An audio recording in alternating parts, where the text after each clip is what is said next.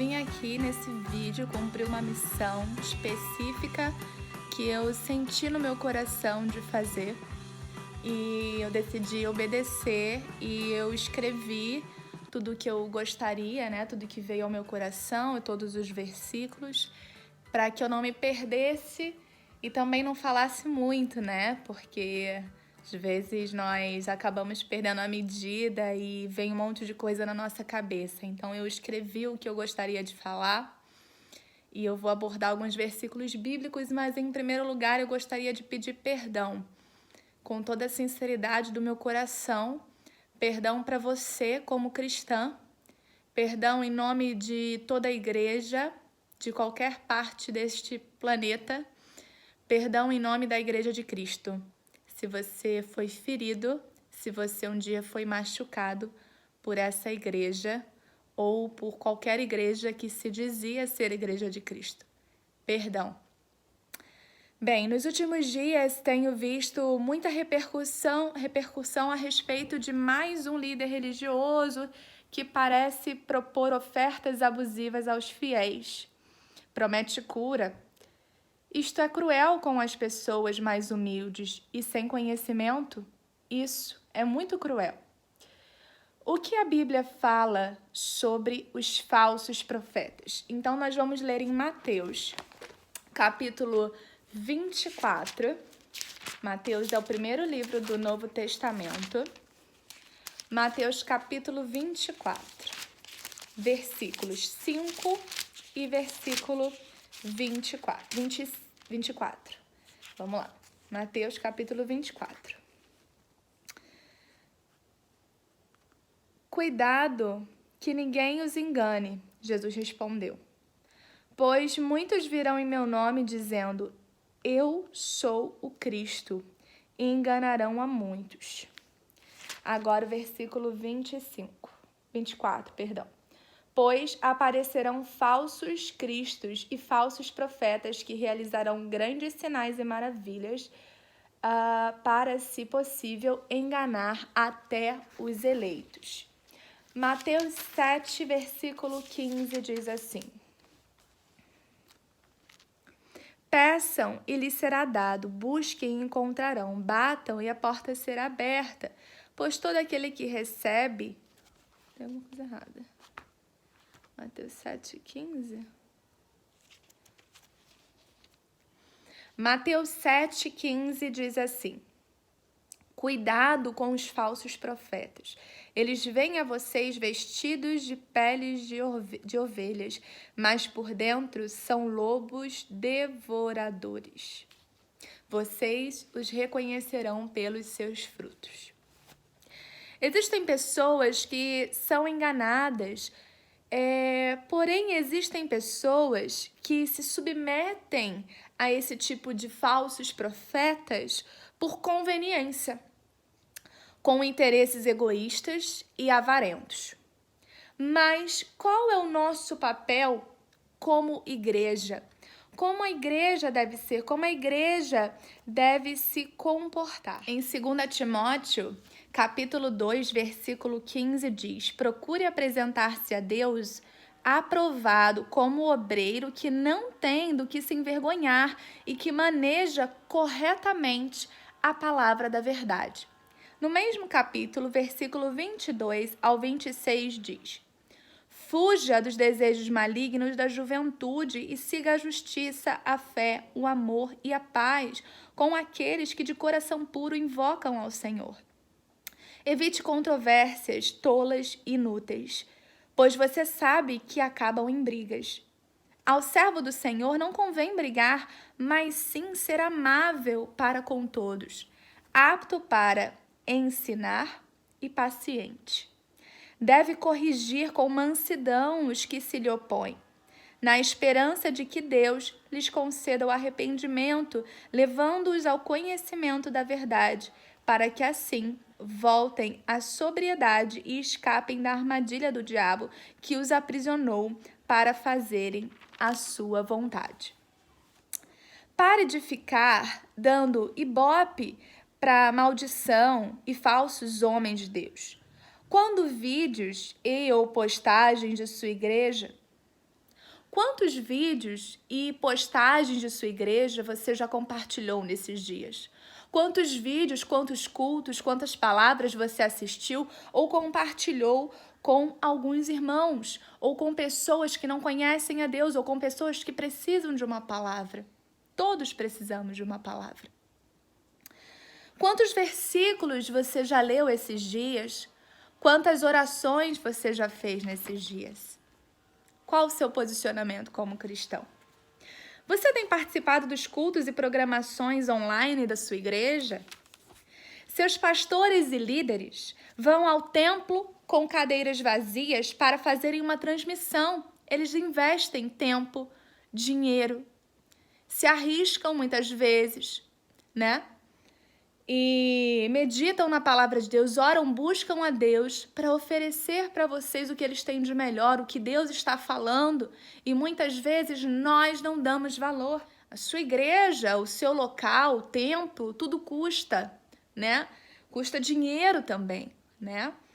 E nesse momento de pandemia, nesse momento onde as coisas não estão funcionando, né? Muitos param de dar seus dízimos e ofertas por simplesmente não estar indo ao templo. Você não está cumprindo a palavra de Deus, você não está sendo cristão. O papel do presbítero, 1 Timóteo 3. Então vamos lá em 1 Timóteo, capítulo 3, diz assim: Bispos e diáconos, esta afirmação é digna de confiança. Se alguém deseja ser bispo, deseja uma nobre função. É necessário, pois, que o bispo seja irrepreensível, marido de uma só mulher, moderado, sensato, respeitável, hospitaleiro e apto para ensinar. Então, se você segue alguém, se você é discípulo de alguém que não tem essas características, este não é um homem ou esta não é uma mulher de Deus. Não deve ser apegado ao vinho, nem violento, mas sim amável, pacífico e não apegado ao dinheiro. Ele deve governar bem sua própria família, tendo os filhos sujeitos a ele, com toda a dignidade. Olha que maravilha! Pois se alguém não sabe governar sua própria família, como poderá cuidar da igreja de Deus? Não pode ser recém-convertido para que não se ensoberbeça e caia na mesma condenação em que caiu o diabo. Também deve ter uma boa reputação perante os de fora, para que não caia em descrédito nem na cilada do diabo. O diácono, igualmente, devem ser dignos, os diáconos, homens de palavra, não amigos de muito vinho, nem de lucro desonestos. Devem apegar-se ao ministério da fé com a consciência limpa. Devem ser primeiramente experimentados. Depois, se não houver nada contra eles, que atuem como diáconos. As mulheres igualmente sejam dignas, não caluniadoras, mas sóbrias e confiáveis em tudo. O diácono deve ser marido de uma só mulher e governar bem seus filhos e sua própria casa. Os que servirem bem alcançarão uma excelente posição e grande determinação na fé em Cristo Jesus. Escrevo-lhes essas coisas, embora espere ir vê-lo em breve, mas se eu demorar, saiba como as pessoas devem se comportar na casa de Deus, que é a igreja do Deus vivo, coluna e fundamento da verdade. Então, além de falar da função do bispo e diácono, está falando de como as pessoas devem se comportar na casa de Deus. E a casa de Deus não é só o lugar aonde você vai, não é o templo. Nós somos casa de Deus, nós somos habitação de Deus. Então, você que está aí na sua casa, no seu trabalho, ou qualquer ambiente que você esteja nesse momento, você é a casa de Deus. Então, as pessoas devem se comportar na casa de Deus de forma digna, porque nós somos coluna e fundamento da verdade. Eu sou filha de pastores. Isso não me faz melhor ou pior do que ninguém. Nunca me senti cobrada ou com um peso a respeito disso, jamais. Porque aprendi a ter o meu próprio relacionamento com Deus desde criança. Desde criança isso foi desenvolvido, foi estimulado. Muitas pessoas não sabem que meus pais são pastores. Mas não por vergonha, muito pelo contrário, eu tenho orgulho deles, pois são pessoas íntegras, verdadeiras, vivem uma vida consagrada a Deus, amam sua missão de vida, amam as pessoas e têm o coração doador, não egoísta. Minha avó materna, com seu dom de ensinar, alcançou muitas pessoas com os ensinamentos de Jesus. Nunca vi nem um dia sequer passar sem que ela falasse com o pai. Meu avô paterno, que faleceu há alguns dias, eu escrevi esse texto há alguns dias, antes dele falecer, foi diagnosticado com demência e mesmo esquecendo-se de pessoas, situações, família, funções diárias, não esqueceu quem é e o seu Salvador e Pai. E embora sua condição, a condição de que ele se apresentava, ele era capaz de passar a madrugada em sua cama pregando, falando do amor de Deus e orando por muitas pessoas. Minha avó materna, já falecida, sempre muito temente a Deus, mesmo em sua velhice, gostava de estudar a Bíblia e deixou vários cadernos com suas anotações e palavras, mesmo nunca tendo sido uma pregadora. Ela tinha várias palavras escritas. Por que estou citando tudo isso? Porque nós cristãos que conhecemos a verdade não podemos ser omissos e passivos. Se você é cristão, assim como eu, você precisa ser cristão em qualquer lugar, em qualquer situação e cumprir o que está escrito aqui. Honre o que você diz, honre a fé que você carrega, honre o Deus que você diz que serve. Existia um líder aí de uma ideologia que falava que a religião é o ópio do povo. Ópio seria alguma coisa numa função de droga, né? Que a religião é algo onde o povo se apega como uma droga, né? Para esquecer dos seus problemas e tal, os problemas da sua vida diária, né? Será que ele estava certo? Para quem é cristão de verdade, não estava. Estava muito enganado. Cristo é o único caminho, a verdade e a vida. Então, a religião, seguir a Jesus, andar com Jesus, ter uma vida com Jesus, não é uma vida para esquecer dos meus problemas. É uma vida que faz parte de mim, porque foi para isso que eu fui criada. Só que muitos cristãos usam a igreja, usam eu não gosto dessa palavra, religiosidade, mas usam o cristianismo como algo que é para esquecer dos seus problemas.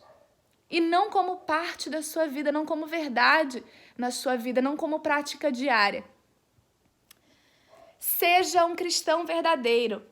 Vejo muitos jovens se rebelando contra Deus ou contra o corpo de Cristo, afirmando que seus pais são cristãos, ou até mesmo pastores, são culpados por isso. Porque ou o pai se dedica muito e esquece deles, ou o pai não é testemunha dentro de casa, e muitos jovens cristãos, né, filhos de cristãos se rebelam por isso. Deixe de ser hipócrita. Se você lesse a Bíblia e andasse com Jesus, suas atitudes seriam diferentes. Então não transfira a responsabilidade da sua vida. Deixe de ser um menino espiritual e haja e cresça em maturidade diante de Cristo. Porque se você ler a palavra da verdade, isso vai transformar a sua vida. Você não vai ter que transferir a responsabilidade da sua vida com Deus para os seus pais, ou a sua rebeldia, seus motivos tolos, né, hipócritas, para os seus pais ou para quem quer que seja. Não importa o que os seus pais fizeram ou não. As pessoas fazem escolhas. Deus nos deu este poder, este arbítrio. Eu, aos 9 anos de idade, decidi por conta própria entregar a minha vida a Jesus e me batizar. Você tem a sua escolha. Se decidiu ser cristão, faça jus à sua fé, ao seu Senhor e à família de Deus. Seja responsável pela sua escolha, pela decisão que você tomou. Não seja como aquele que constrói a sua casa na areia, que qualquer ventinho que passe leva embora. Romanos 12, 4 ao 5. Livro de Romanos, capítulo 12.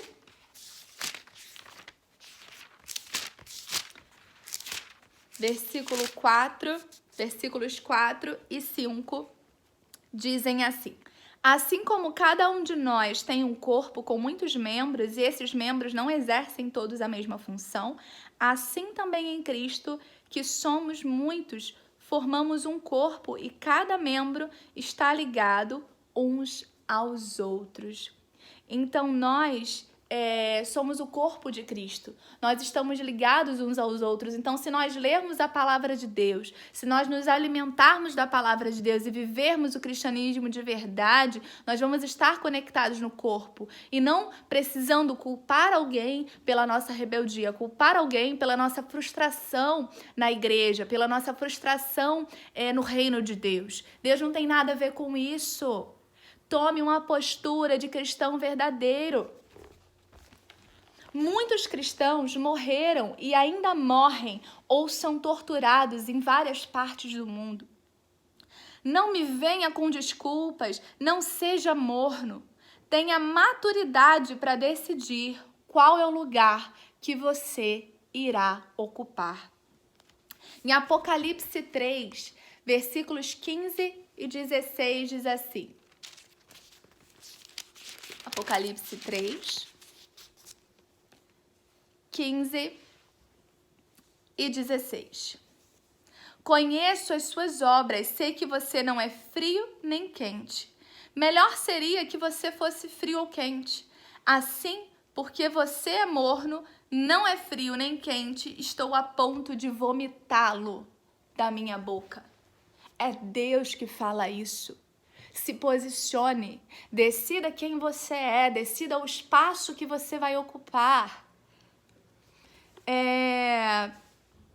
Em Mateus 5,37 diz: seja o seu sim, sim e o seu não, não. O que passar disso vem do maligno. Então, se nós somos cristãos, se você é cristão verdadeiro, a sua palavra não é meia verdade, não existe meia verdade, não existe um morno para Deus. Você tem que decidir, você tem que ser uma pessoa posicionada, mas isso só acontece, isso só vem com relacionamento com Deus.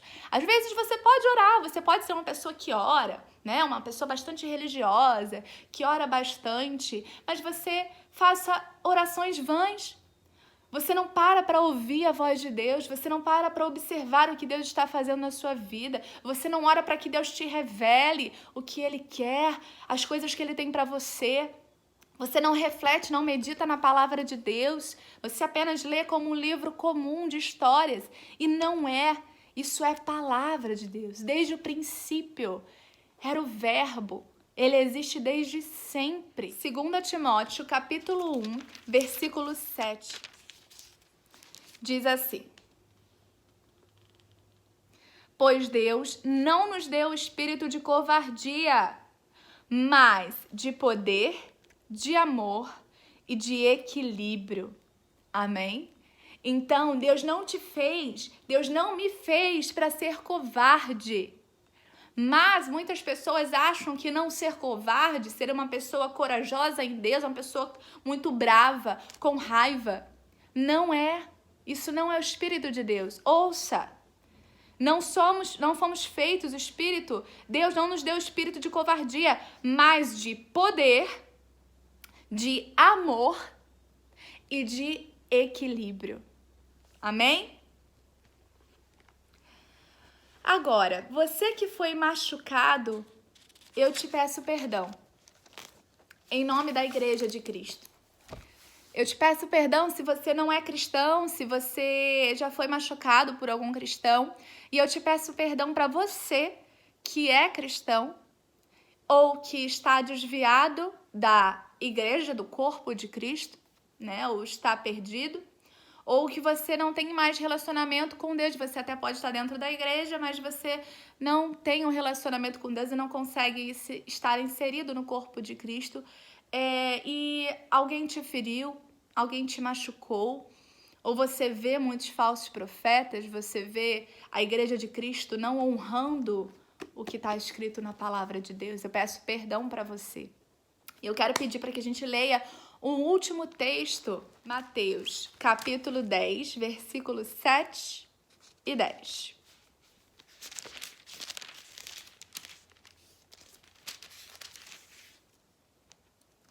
Vamos lá.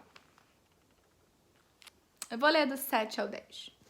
Por onde forem, preguem esta mensagem: o reino de Deus está próximo. Curem os enfermos, ressuscitem os mortos, purifiquem os leprosos, expulsem os demônios. Vocês receberam de graça, deem também de graça. Não levem nem ouro, nem prata, nem cobre nem em seus cintos. Não levem nem ouro, nem prata, nem cobre em seus cintos. Não levem nenhum saco de viagem, nem túnica extra, nem sandálias, nem bordão, pois o trabalhador é digno do seu sustento. E eu queria que a gente se atentasse para essa parte que fala assim: curem os enfermos, ressuscitem os mortos, purifiquem os leprosos, expulsem os demônios. Nós, cristãos, temos que fazer tudo isso. Não é um pedido. Vocês receberam de graça, deem também de graça. Então, se você por acaso não recebeu de graça, eu te peço perdão. Está errado. É para receber de graça, porque nós recebemos de graça. Se você não está dando a vida de Deus, a palavra de Deus de graça, você está errado, você está em pecado. De graça nós recebemos, de graça nós temos que dar. E o que é a graça?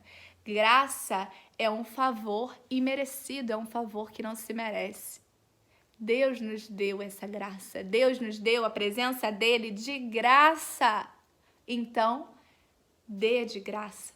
Amém? Beijo grande, Deus abençoe.